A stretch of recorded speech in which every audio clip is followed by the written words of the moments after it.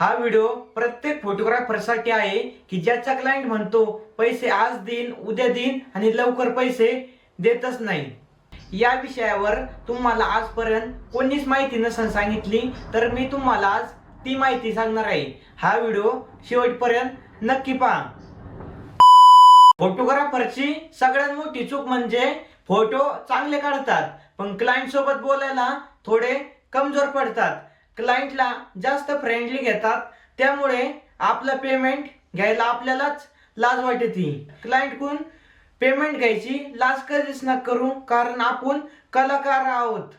आपण फक्त कलेचे पैसे घेतोय. फोटो काढणे सोपं आहे पण त्यामाग कला खूप मोठी आहे. तर हा व्हिडिओ प्रत्येक फोटोग्राफरसाठी आहे की ज्याचा क्लायंट म्हणतो पैसे आज देईन, उद्या देईन आणि लवकर पैसे देतच नाही. कोणतंही शूट करायच्या आधी क्लायंट सोबत बोलायचं. 50% पेमेंट तुम्हाला पहिल्यांदा करावं लागेल आणि जे 50% राहतं ते तुम्ही फोटो सिलेक्शन केल्या नंतर करावं लागेल, जेणेकरून तुमचा पण वेळ वाचन आणि आमचा पण वेळ वाचन. असं तुम्ही क्लायंट सोबत बोललं पाहिजे, जेणेकरून दोघांचा पण फायदा होईल. जसं जमेन तसे द्या, नंतर बघू असे शब्द कधीच वापरायचे नाही. ऍडव्हान्स म्हणजे तो लालच नाही, तर तो कमिटमेंट टेस्ट आहे. त्यामुळे ऍडव्हान्स घ्यायला कधीच लाजू नका आणि ऍडव्हान्स घेत जा.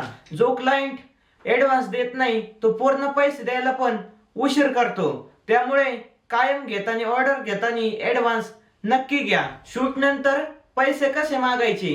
क्लायंट पैसे द्यायला उशीर करत असन तर काय बोलायचं?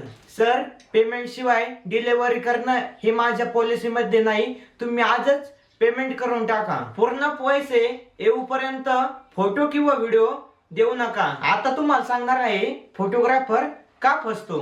आपण भावनेने काम करतो आणि क्लायंट डोक्याने खेळतो.